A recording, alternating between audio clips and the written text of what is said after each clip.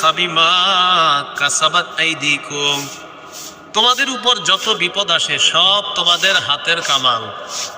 ওয়ায়াফু আন কাসীর, আল্লাহ পাক রব্বুল আলামিন বান্দার অধিকাংশ গুনাহকে আল্লাহ ক্ষমা করে দেন। এই আয়াত দ্বারা বোঝা যায় সব গুনাহের কারণে বান্দাকে আল্লাহ ধরেন না, কিছু গুনাহের কারণে আল্লাহ ধরেন, বেশিরভাগ গুনাহ মাফ করে দেন। এবার একটু চিন্তা করেন তো, যদি সব গুনাহের কারণে আল্লাহ আমাদেরকে ধরতেন তো আমাদের কি অবস্থা হতো? এবার আমি আপনাদেরকে কয়েকটা কথা বলবো, কথাগুলো মনে রাখবেন। গজবের কাজ বান্দা করে, গজব বান্দা দুনিয়াতে আনে, তবে গজব আসে আল্লাহর হুকুমে। গজবের কাজ করে বান্দারা, গজব আসে আল্লাহর হুকুমে। বলেন, গজবের কাজ করে কারা আর গজব আসে কার হুকুমে?